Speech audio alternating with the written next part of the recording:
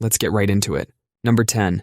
The apple that never bonked Newton. So you know that story about Newton getting hit on the head with an apple and suddenly discovering gravity? Well, that story is a bigger lie than your resume. Here's what actually happened. Newton was chilling in his mom's garden during a plague outbreak. You know, just normal 1666 stuff. Avoiding deadly diseases, contemplating the universe, probably wondering if his sourdough starter was doing okay.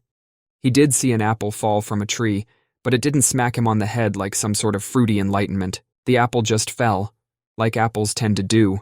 But here's where it gets interesting. Newton wasn't even thinking about gravity at first. He was actually wondering why the apple always fell straight down, instead of sideways or up or doing a little dance routine on its way down. It took him about 20 more years of hardcore math and physics before he actually figured out his theory of gravity. Imagine if scientific discoveries really worked like the apple story, though. Scientists would be out there getting bonked by random objects hoping for breakthroughs. Oh, this sandwich just fell on my head. I've discovered the theory of lunch. A bird pooped on me. I've unlocked the secrets of aviation. The funny part is, Newton himself never claimed an apple hit his head. He told the story to several people about seeing the apple fall. But somewhere along the line, someone decided the story needed more impact. It's like that time you told your friend about a minor fender bender, and by the time it got around the school, you had survived a 12-car pileup involving 3 circus elephants and a submarine. The real story is actually cooler than the myth. Instead of one magical bonk leading to instant genius, Newton spent years obsessing over this problem. He basically invented new types of math just to explain why things fall down. That's way more impressive than getting ideas knocked into your head by falling fruit. Want to know something really wild? The apple tree that supposedly dropped that famous apple is still alive. Well, sort of. The original tree fell over in a storm in 1820, but before it died, people took cuttings and grew new trees from them. So technically, you can still visit Newton's apple tree's descendants. They're probably tired of tourists ducking every time an apple falls, though. Number 9. Columbus proving the Earth was round. So your history teacher probably told you Columbus sailed west to prove the Earth wasn't flat. You know, brave Columbus fighting against those silly medieval people who thought they'd fall off the edge of the world. Educated people in 1492 knew the Earth was round. They'd known it for over 2,000 years at that point. Ancient Greeks had already calculated the Earth's circumference with surprising accuracy. Columbus thought the Earth was way smaller than everyone else did. Like, hilariously smaller. All the experts were like, dude, it's way too far to sail to Asia going west. You'll run out of supplies and die. And Columbus was basically like, nah, trust me, bro. I did the math. His math was terrible. He thought Japan was about 3,000 miles west of Europe. The actual distance was more like 12,000 miles. That's like showing up to a marathon thinking it's just a quick jog around the block. The only reason he survived is because he accidentally bumped into a continent that nobody in Europe knew was there. It's like failing upwards, but on a historical scale.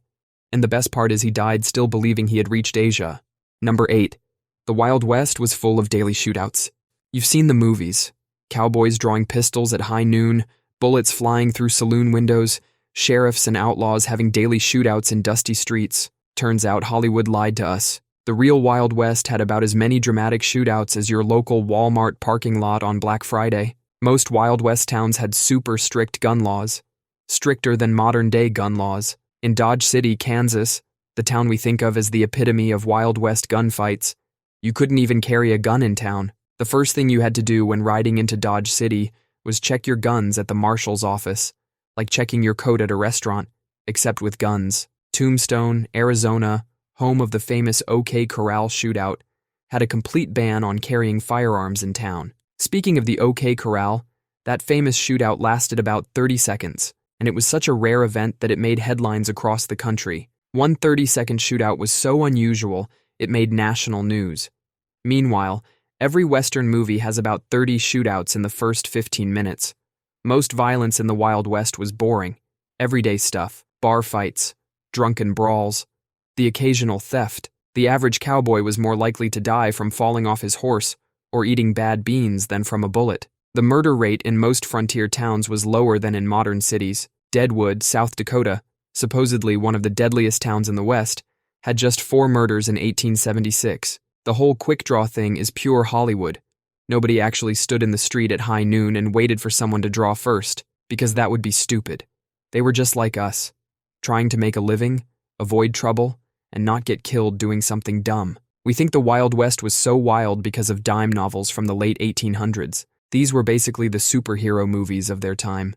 Pure fiction, but people ate them up. Writers would take one tiny, real incident and turn it into an epic saga of good versus evil, with more shooting than a Michael Bay movie. And we're still doing it today. Every time Hollywood makes a Western, they're not showing the real West.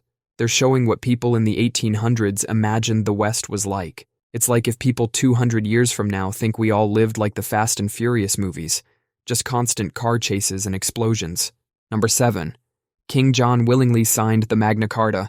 Textbooks love showing those fancy paintings of King John. He's sitting there all regal, quill in hand, thoughtfully signing the Magna Carta like he's autographing medieval fan mail. Well, that's about as accurate as saying Darth Vader was a loving father who just wanted to take Luke on camping trips. King John was basically having the worst Monday ever. You're the king, you've been taxing everyone to death, throwing people in dungeons for fun, and generally being such a terrible ruler that your nickname is John Lackland, because he literally lost most of England's lands in France. Then one day, a bunch of angry barons show up at your door. These aren't just any barons. These guys have armies, and they're not asking for your autograph. They've got this long list of demands, and they're basically saying, sign this, or we'll unalive you faster than you can say divine right of kings. It's like being forced to accept those terms and conditions you never read, except the terms are, stop being a tyrant, and the condition is, or else. King John didn't read through it carefully and think, wow, these are some great ideas for protecting human rights.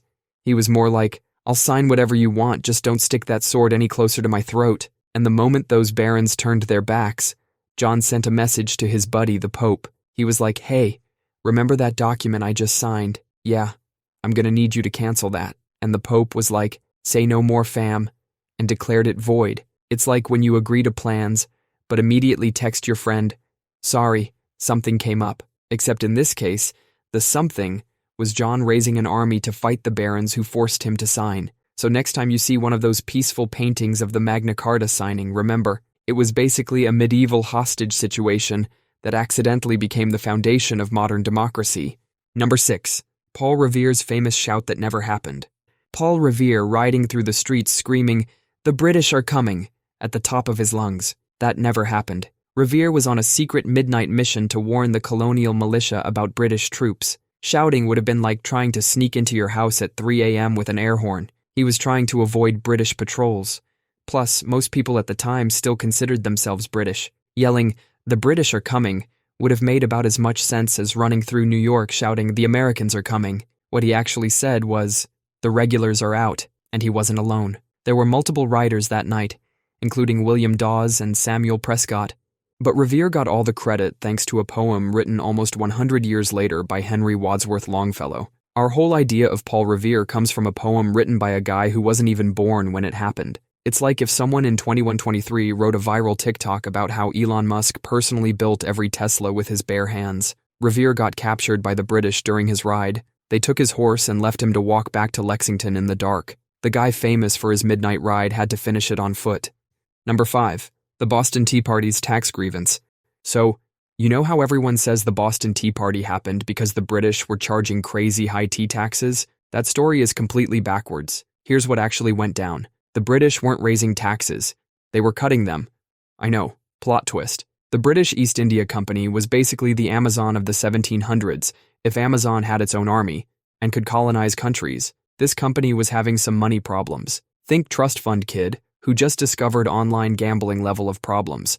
So the British government passed the Tea Act of 1773. This let the East India Company sell tea directly to the colonies without paying taxes. Sounds good, right? Wrong. This meant the company could sell tea cheaper than local merchants, who still had to pay taxes. It's like if Amazon suddenly got permission to stop paying taxes while your local bookstore still had to pay them. The colonists weren't angry about high taxes. They were angry about this corporate monopoly that would destroy local businesses. So when people dumped that tea into Boston Harbor, they weren't saying, "No taxation without representation." They were saying, "Stop giving unfair advantages to your big corporate buddy." But textbooks keep pushing this protest against high taxes story because it's simpler than explaining 18th century corporate tax policy.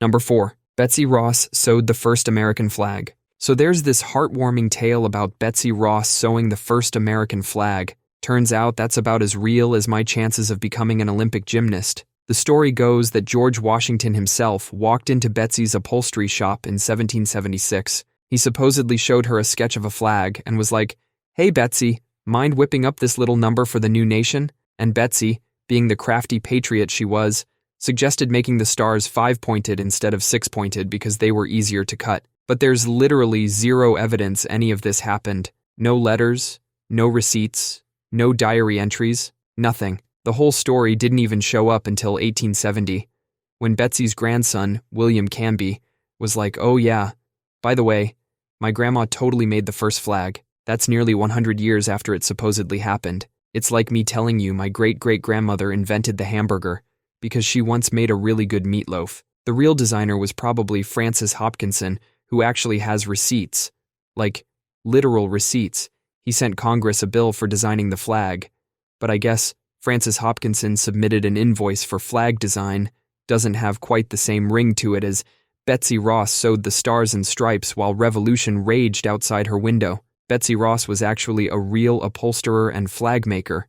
She did make flags for the Pennsylvania State Navy, but claiming she made the first American flag is like saying the guy who changes oil at Jiffy Lube built the first Model T. We still teach this story because humans love a good tale about an ordinary person doing something extraordinary. Plus, Betsy Ross, a hard-working upholsterer who made various flags for Pennsylvania, just doesn't have the same pizzazz as Betsy Ross, mother of the American flag.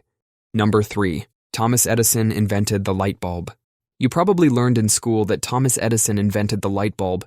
That's about as accurate as saying Colonel Sanders invented the chicken. By the time Edison started working on the light bulb, at least 23 other people had already created working versions. Some guy named Warren de la Rue made a working light bulb 40 years before Edison, but there was a problem. It used platinum filaments, and unless you're a rapper from the 2000s, platinum isn't exactly something you keep lying around. Edison's real genius wasn't inventing the light bulb. It was making one that wouldn't cost your life savings. He was basically the guy who took the $1,000 iPhone and turned it into the $100 Android. His team tested over 6,000 different materials to find the perfect filament. They tried everything from beard hair to bamboo. Imagine being the guy whose job was to collect beard hair for Thomas Edison. Eventually, they found that carbonized bamboo worked pretty well. Edison was less of a lone genius inventor and more like a really ruthless product manager. He had a whole team of engineers working for him, kind of like Elon Musk, but with worse tweets. Edison didn't invent the light bulb. He just made it affordable enough that regular people could stop using candles. Number 2. King Canute tried to command the waves. So you've probably heard about King Canute, the guy who tried to command the waves to stop because he thought he was just that powerful. But that's the exact opposite of what really happened. The real story is way more interesting. It's 1035, and King Canute is surrounded by the medieval equivalent of yes men. These guys are constantly telling him how amazing he is, how he's basically a god on earth, how he could probably arm wrestle the sun and win. Canute is getting really tired of it. So one day he says, "All right, boys, let's go to the beach. I want to show you something." He has his throne carried down to the shore during high tide. His courtiers are probably thinking they're about to witness some epic miracle. Then Canute sits down and starts talking to the ocean like he's ordering takeout. "Ocean, I command you to stop. Waves, retreat before your king." The waves don't listen. They keep coming in, soaking his royal robes and probably ruining a perfectly good throne. But that was exactly what Canute wanted to happen. He turns to his courtiers and says, "See, even a king's power has limits.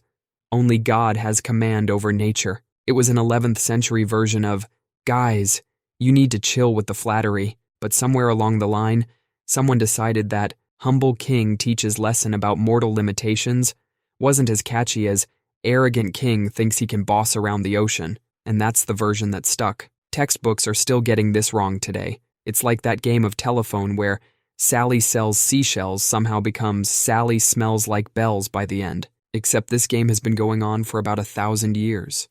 Number 1. The stock market crash caused mass suicides. It's October 1929. The stock market has just crashed. According to popular belief, stockbrokers were jumping out of windows left and right, raining down on New York City like very well-dressed hail. It's dramatic, it's tragic, and it's completely false. While the crash was devastating, The whole mass suicide thing was basically just newspapers trying to spice up their stories. In fact, there were only 2 suicides by jumping in the Wall Street area that month. 2. And one of them happened before the crash. This myth came from Will Rogers, a famous comedian at the time. He made a joke saying, "When Wall Street took that tailspin, you had to stand in line to get a window to jump out of." People took the joke seriously, and an urban legend was created. Most Wall Street buildings at the time had windows that couldn't even open, so all these imaginary brokers would have had to break the glass first, which seems like a lot of extra work when you're having a really bad day. While the crash was terrible, most people didn't dramatically end it all. They just went home, had dinner, and figured out how to deal with being broke.